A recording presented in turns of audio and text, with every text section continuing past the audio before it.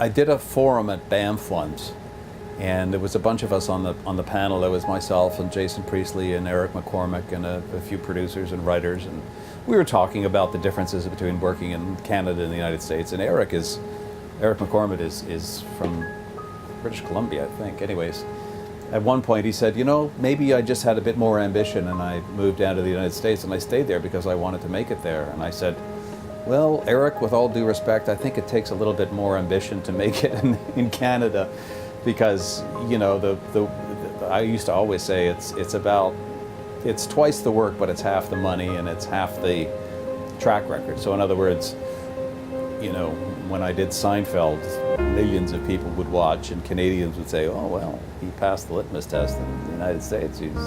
I guess he's valid up here, which has always been the Canadian way. You know, if you made it, well, before the Americans, it was the Brits, and if you made it in Britain, then you were valid in Canada. And now, if you make it in the United States, you're going to make it here. That it was very much a test. I've always thought that in order to make it in the film industry, you have to do whatever it takes to leave.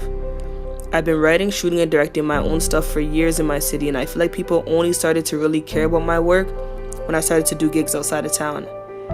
It's crazy how people think you've made it when you leave, but really nothing changed but the atmosphere around you. My passion is with me regardless of where I am, and somehow I got brainwashed into believing what everyone said. I used to encourage people to leave no matter what. I never had any desire to build here. I wanted to matter, and in Toronto, people don't view us the same as they do in America. I've had countless conversations with creatives, and it always ends with us plotting to leave the city. Until now. Lucky for me, I had the opportunity to sit down with Peter Keleghan, who really put things into perspective for me.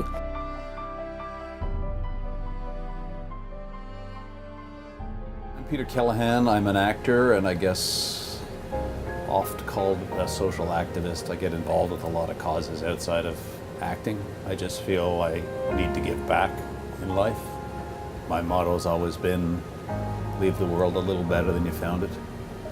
So, you know, it can be done in infinitesimal ways or the most grandiose ways, I suppose, if you're Bill Gates. So I started getting into comedy, and I did the Comedy Mill with Steve Smith, and then I did Second City, and then I got into other, you know, television work in Canada.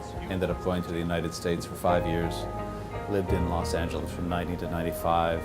Had 2 children there. Both my children were born in Los Angeles.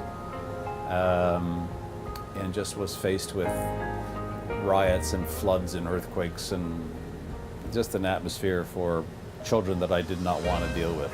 You know, metal detectors at elementary schools, which I thought, no, not so much.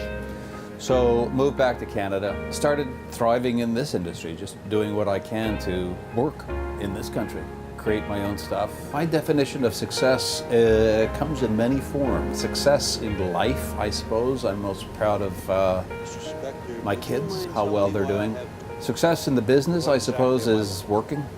It's not always about the work, it's about the not working too, and sticking with it, because it can be really tough.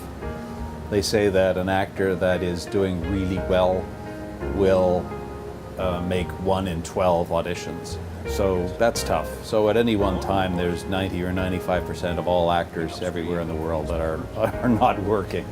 So it's a very privileged place to be. So I feel very proud of that. I also feel very proud of working in this country. There's a bit of an attitude in this country, I guess, that we don't necessarily celebrate success a lot, which is tough, you know, especially in the cultural community. I think that, you know, in other fields like business and hockey and, you know, sports, it's a much different thing. But in our cultural industries, it's a little different, and that's hard to do. It's hard to deal with. I want to work in a place that I want to live in, so it's great to be able to be here to live and work. Welcome to my new office space. What do you think? There's a brewing appetite, I think, for all things Canadian, because I think people are starting to really understand that we need to nurture who and what we are, because I do think it's the best country in the world to live in, by far, and I want to be here and share in that, and I think we're taking baby steps towards a really fertile cultural ground, and we've got a long way to go, but I think we're on the right path because I think young people today are really starting to understand the value in cultural industry. And now, I don't want to run from the challenge of creating in my city. I want to be one of the ones to build here because we have the talent, we have the drive, we have everything that we need to flourish just like anybody else.